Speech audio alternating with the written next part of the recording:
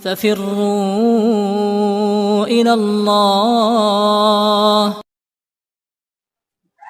اس لیے علماء نے لکھا ہے کہ اہل اللہ کی صحبت ضروری ہے، اللہ والوں کی صحبت ضروری ہے، ان کے پاس بیٹھنا، ان سے محبت کرنا، ان کے لیے دعائیں کرنا، یہ بہت ثواب کی بات ہے اور زندگی میں تبدیلی لانے والی چیز ہے۔ ایک صاحب نے حضرت حکیم الامت مولانا اشرف علی تھانوی نور اللہ مرقدہ کو خط لکھا،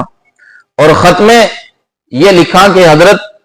مجھے غصہ بہت آتا ہے، اس کا علاج تجویز فرما دیجیے۔ تو حضرت نے، وہ صاحب جو تھے وہ لکھنؤ کے تھے،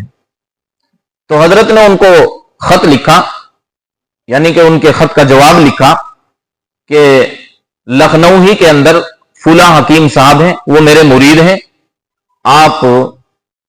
ان کے یہاں کم از کم 15 روز رہیے تو انشاءاللہ یہ آپ کا علاج ہو جائے گا اور آپ کی یہ بیماری جاتی رہے گی۔ چنانچہ یہ صاحب ڈھونڈتے ڈھونڈتے حکیم صاحب کے پاس پہنچے اور 15 دن تک رہے۔ 15 دن کے بعد حضرت کو خط لکھا کہ الحمدللہ میری یہ بیماری دور ہو گئی، اب مجھے غصہ نہیں آتا۔ لیکن ساتھ میں یہ بھی لکھا کہ حضرت یہ بات سمجھ میں نہیں آئی کہ میں ان حکیم صاحب کے پاس 15 دن نہ آؤں،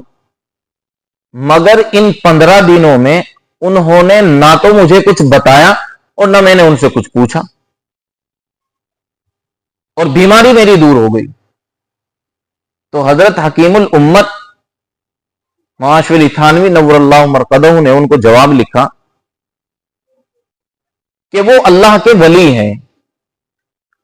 اور اللہ تعالی نے ان کو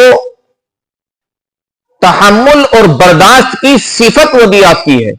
کہ ان کے اندر تحمل ہے، برداشت کی قوت ہے، اور جب آپ ان کی خدمت میں رہے، ان کے پاس رہے، تو اللہ تعالی نے ان کا یہ فیضان تمہارے دل کے اوپر بھی کر دیا اور تمہارے اندر بھی تحمل کی صفت پیدا ہو گئی۔ خوشبو کے ساتھ اگر